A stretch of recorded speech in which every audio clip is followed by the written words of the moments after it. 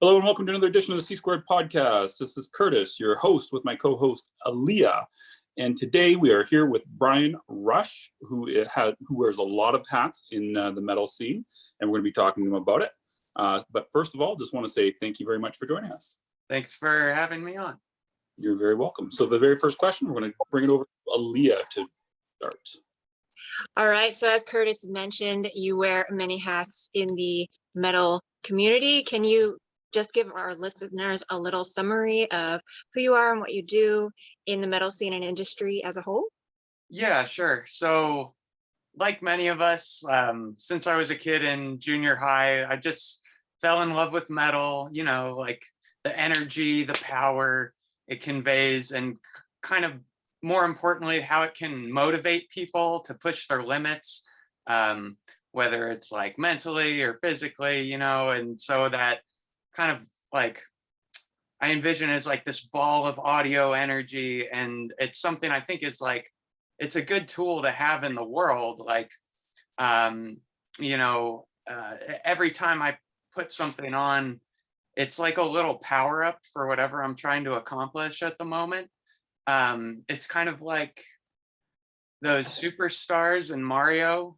When you get them, you're like temporarily invincible. Oh yeah, you can move faster. And Mhm. so yeah, I mean, I guess looking back on it, that's always the feeling I was chasing.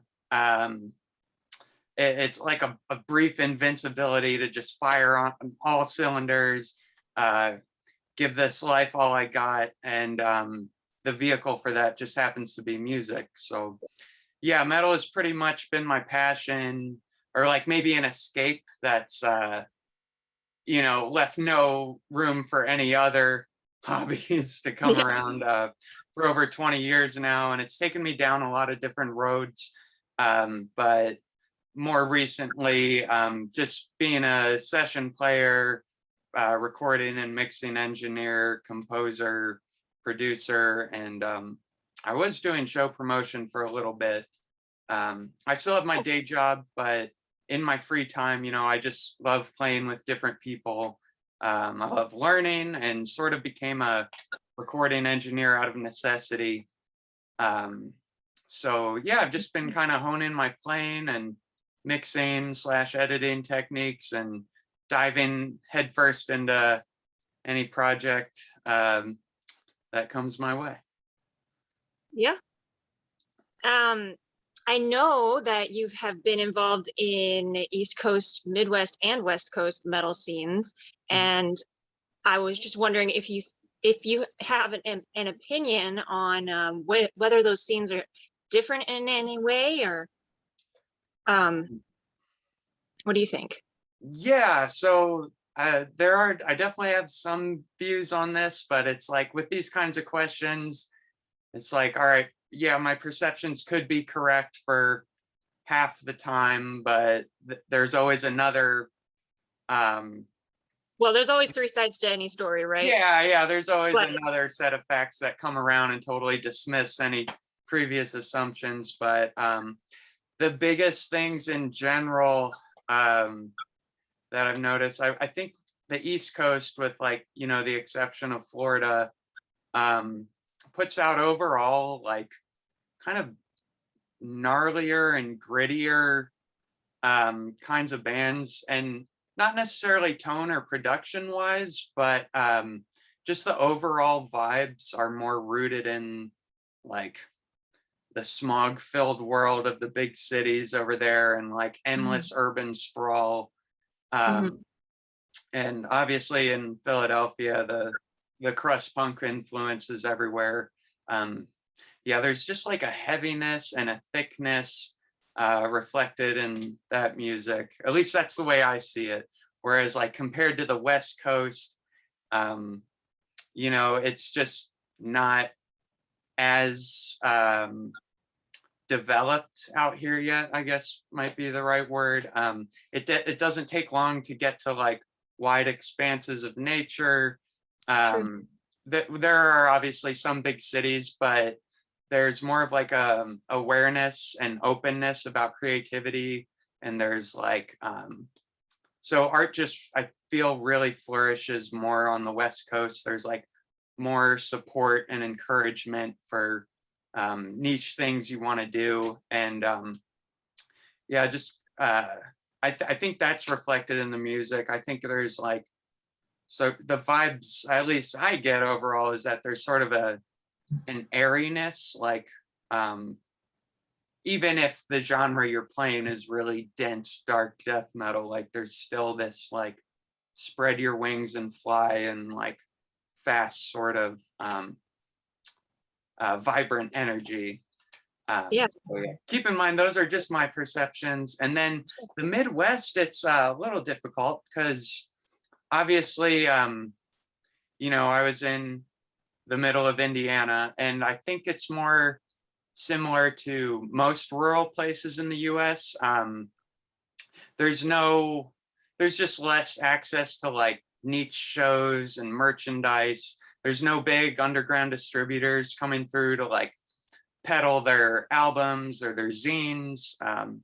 Mostly, I think, just because of location. You know, in the cities, it's easy to get around and go to smaller shows just a few minutes away, whereas in rural areas, it's just going to take a lot more time, gas. I remember driving to Chicago and like it would take 3 hours. Yeah. But the upside is like, if you do play in the Midwest, like because there's not many shows coming through, when there is a show, I think people get way more excited about it. So Yeah. like, when you remember, like I was booking house shows and like Yep. the energy in there was like totally insane, unmatched, furniture breaking, walls Yep. breaking. Yeah, it was great. Yep. But and then I'd say as like far as cities, I'm not really too familiar with Midwest cities except for a little bit of Chicago. And what I've noticed is they kind of have this, there's like all the usual suspects of bands you'd find there, but there's also this sort of like hyper romanticization of not sure if that's the right word, but there's I think I a, know what you mean. yeah, like an extra escapism in there. Like Chicago, I feel, is almost like an East Coast city moved to the Midwest, but you know, bands like November's Doom and Dissenter, and while they are like different genres, there's definitely a full-blown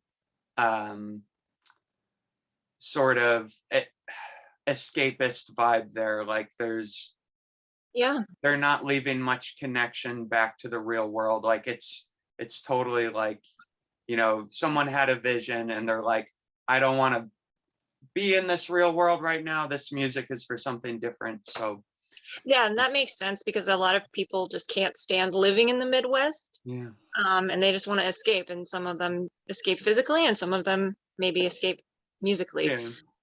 And yeah, there's also, you know, especially, you know, Drake's project Dia Morte would be I think an extreme example of that sort of Escapism. yeah, a little bit. Like it's really a vibrant like whole world he's created that has like, you know, it sounds like something you would expect from like Europe or something, you know. It's just Sure. yeah, you know. Let's talk about how many instruments you play, because I know him, and I didn't mention this earlier in the podcast, but I actually know Brian from my college years. We played in a band together, and he played keyboards in my band, but he plays a lot of instruments. So Brian, why don't you talk about how many instruments you play and why you picked all of those instruments up? Yeah, it was not really of my own will, but I just started playing keyboard first. I think I was 11. I sucked at sports. My parents wanted me to do something extracurricular. So yeah, that's basically how that started. And while I wasn't really critically into music yet, it wouldn't take long. Like you know, I hear a melody I liked, I try to recreate the sound on the little keyboard. and it usually ended up sounding awful, by the way. But the only one that sounded right was Jump by Van Halen, because I don't know if you know, or maybe you have, on even the starter line of Yamaha keyboards, they have a patch on there called Jump Brass, which is obviously like mimicking the synth sound in that song. So yeah, that was one of the first songs I learned. And shortly after that, you know, I had a small, a little band going with some friends in junior high. And, you know, it was just, we're trying to be like Power Man 5000 or something. And on paper, I was supposed to play industrial style synths, and we had a spooky bongo player. But they ended up not needing the synths. And luckily the guitar player brought a bass, and he's like, here, why don't you try this instead? So yeah, it was sort of an easy transition because I'd already learned some keyboards. So it was sort of easier to translate to bass. And it was a little awkward because the bass was right-handed. I'm a lefty. Right. And then, yeah, I actually dropped that for a while. And I think I was just kind of browsing a music store, and I saw this, I knew, you know, I saw a miniature Flying V, and I wasn't really serious about picking up guitar, but, you know, it's like half the price of like a starter, like first stack guitar or something. So I'm like, you know what, I'm gonna try out this Flying V. So I got that with my allowance, and before long I was just having like way too much fun with it. And yeah, the rest is history. So just started guitar, bass, keyboards, and a little later along I started doing the digital audio stuff. Right. So let's move into that. Do you have any follow-ups, Curtis? Not on that, but I do have other questions, so I don't want to interrupt the train of thought right now. So I'm just going to wait. Yeah, because this will transition smoothly into talking about Pale Magus Productions. And Cool. you mentioned you picked up the production side of things out of necessity, but what is Pale Magus Productions? So it's just a thing that evolved into other things. At the time I was like, you know, I record and play all this music. I don't have like many connections to relevant labels or anything like that would be interested. I just needed it as sort of an organizational thing to put it under one roof. And that's all it was. It wasn't going to be a meticulously curated label or anything like that. So whether it's like my own thing or someone else's project I help record, it's just sort of this umbrella banner where I could keep that stuff organized.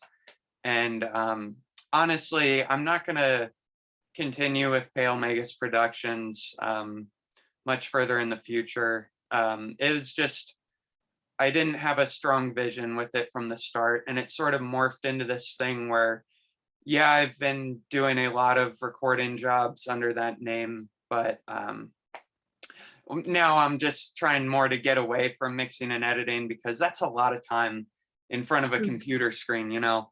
And it's like, I've been doing that the last 15 years, and it's just like, all right, it's time to like cut the screen time down, you know, like my eyes are only getting worse. Oh yeah, that's basically I can understand that.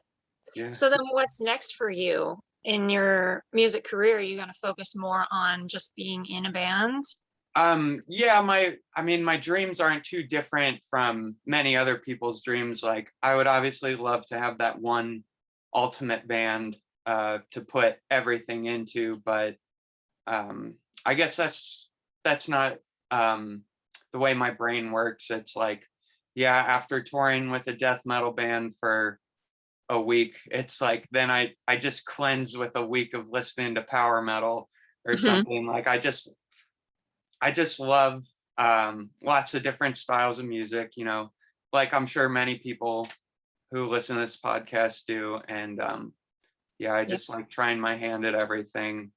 And so that's one of the reasons. I'll still do music. I'll probably, I am going to focus more on being a session player, and I'll still, record here and everything, but it's, I'm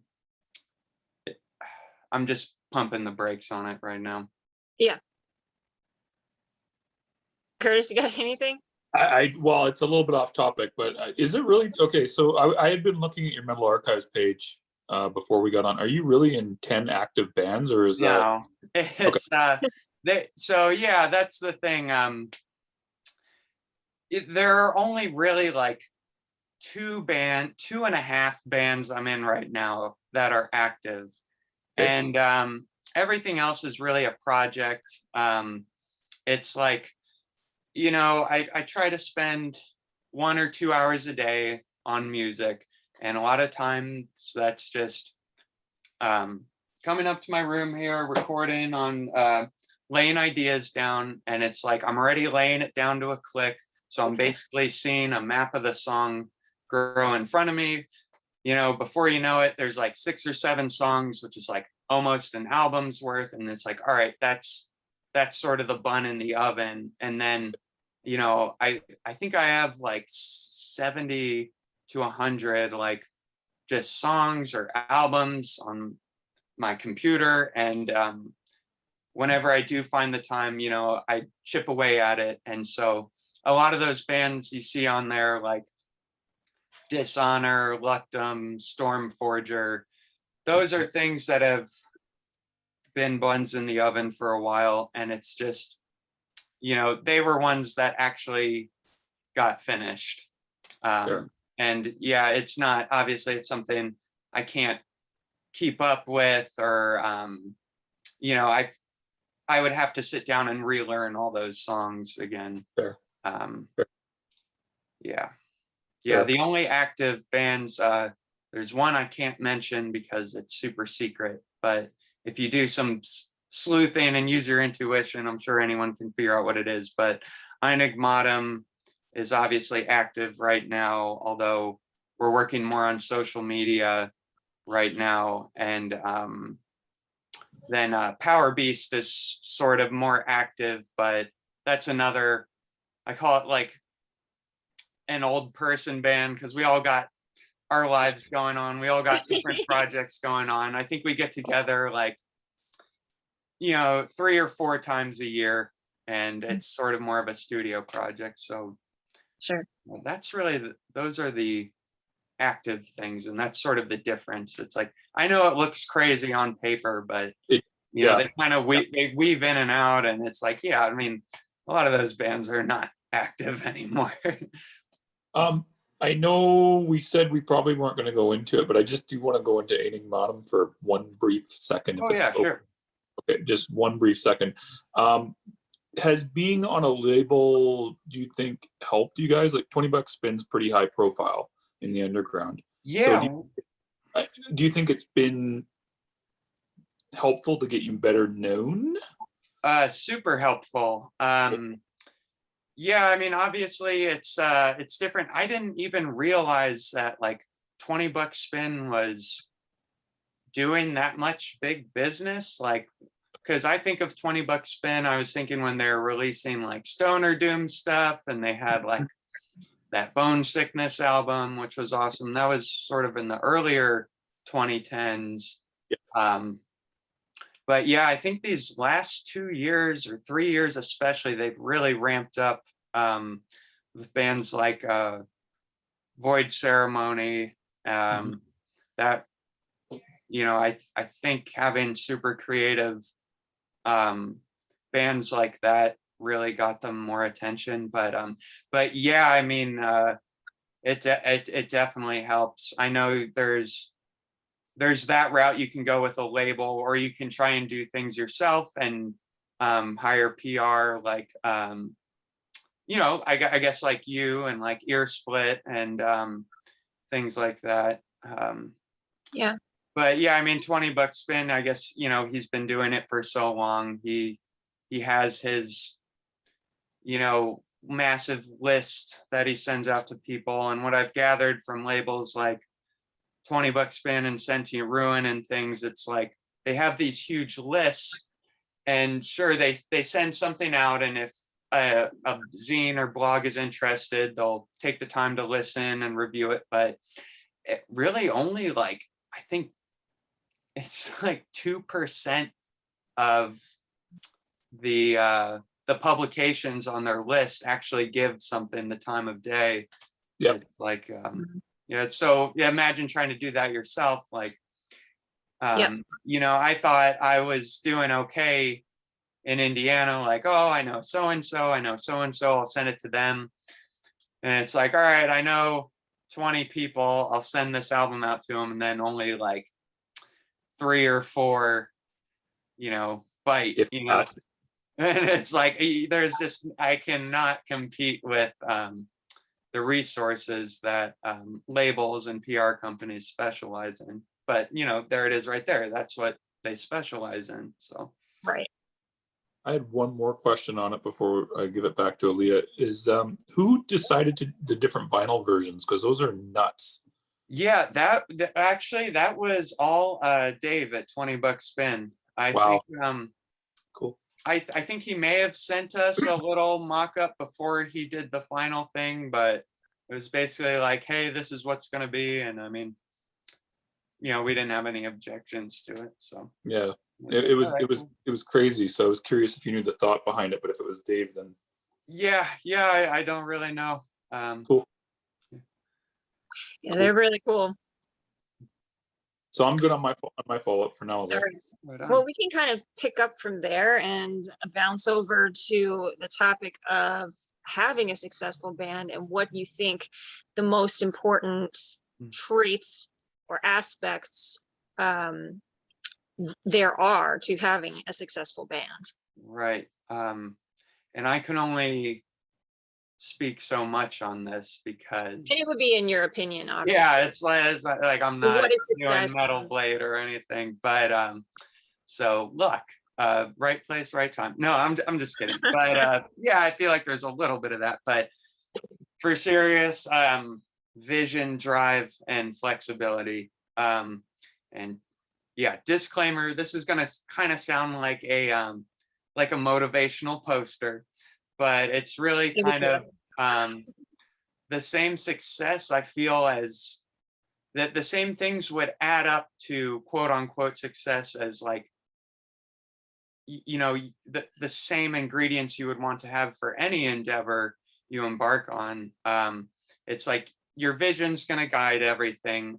It's what's going to help you make the right decisions when choosing, you know, where to play, who to play with, you know, what people to work with, engineers. If the people you're working with or playing with don't share a similar vision, then it's not going to go anywhere, or it might get watered down or turn into something you don't like. Like, Yep. I always have to freaking allude to food, but it's like, if you're going for pizza, you want to make sure everyone else wants pizza too, and you don't have someone like trying to put like mustard and ginger on your pizza or something. Yep. Which might be fine for some people, but probably not the majority of people. Like I don't know. And I mean, even if you don't have a vision yet, it's fine. I mean, I feel like I've been visionless for so long. But you know, it's like maybe you're coasting around playing someone else's music, but if there's no goals that they have, like there's no album coming up or no show coming up, I think that can get draining really fast. So yeah, your vision will direct you in making the necessary decisions to achieve it. And I feel like bands with strong visions have a much more like poignant sort of, and they just have something really unique to offer. If you just, for example, things like Oxygen Destroyer, it's like all about kaiju. It's you know, the some of the bands, I know they listen to a lot, but the influences that are most notable for me is like Vader and Hypnosia. And it's like, if you take these elements and put them together and you're like working with them for a while and you kind of iron things out and smooth out the details, it really becomes something different and unique that like no one's really heard before. So yeah, the next aspect I'd say that's important is drive. And that's probably the toughest one too, because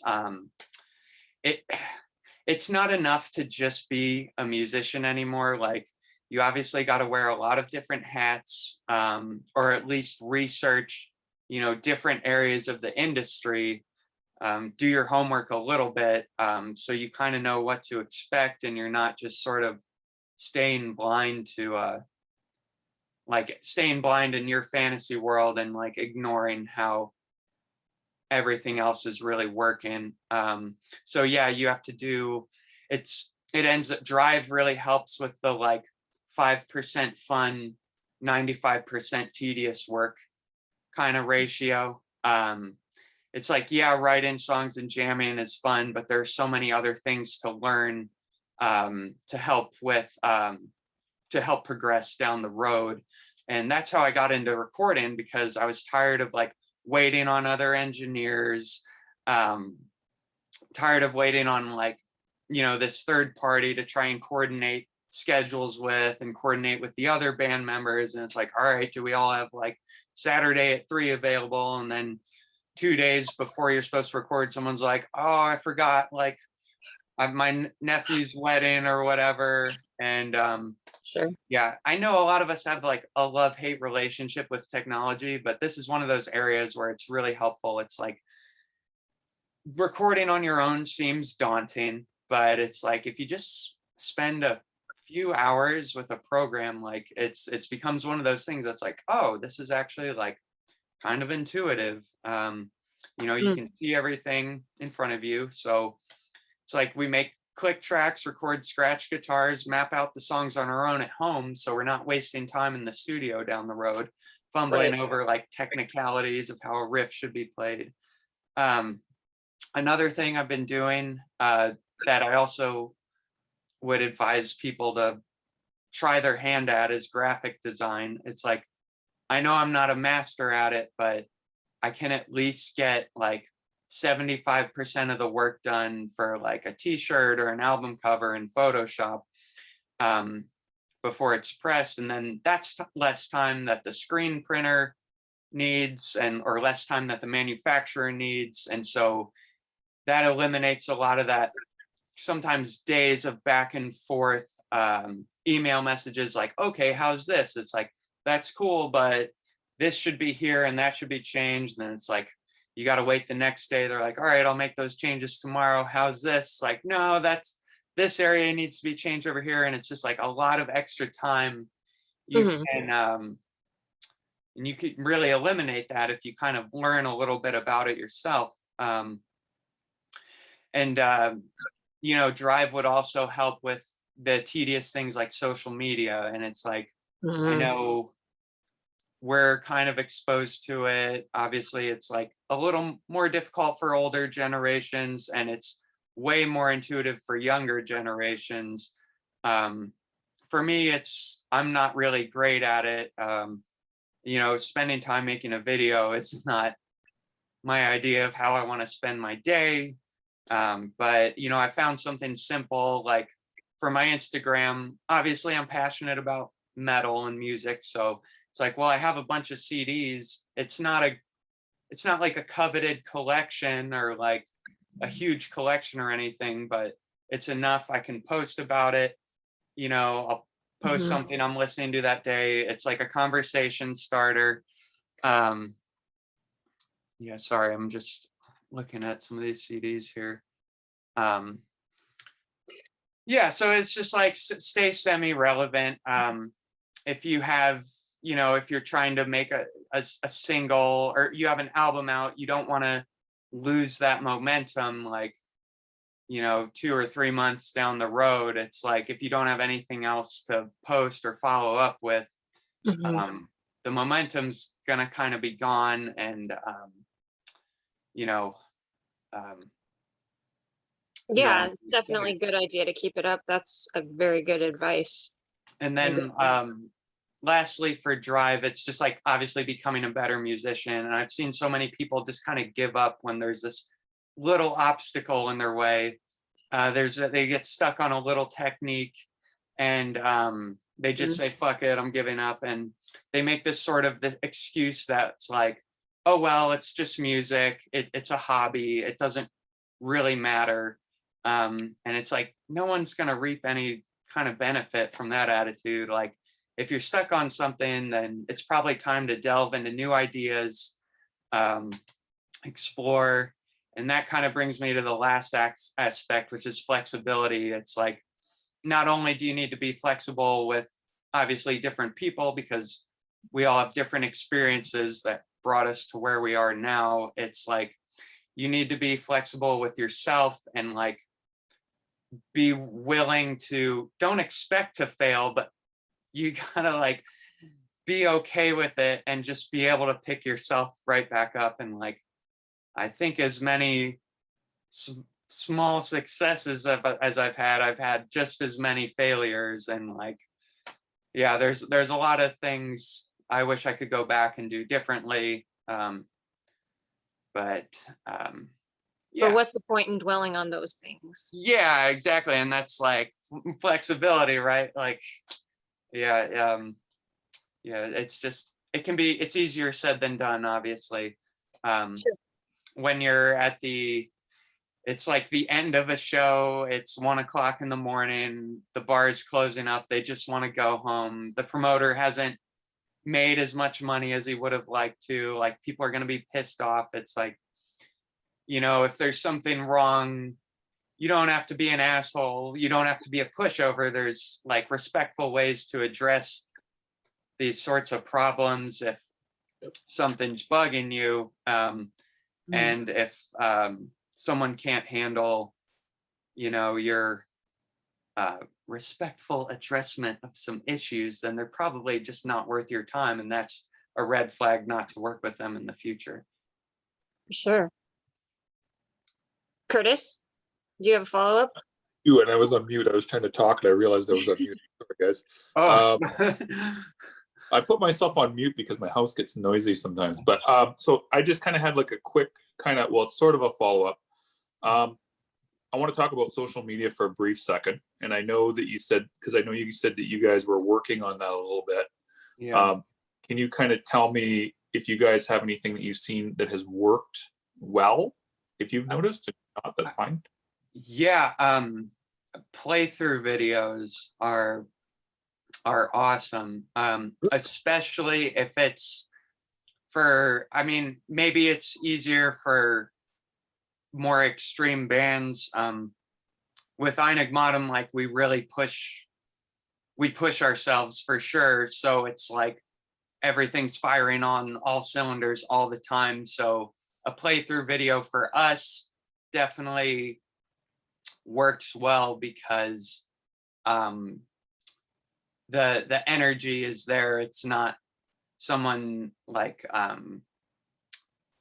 just sort of chilling and strumming an acoustic guitar or like something like that. But that's definitely what's worked. Obviously, nice photos of your product.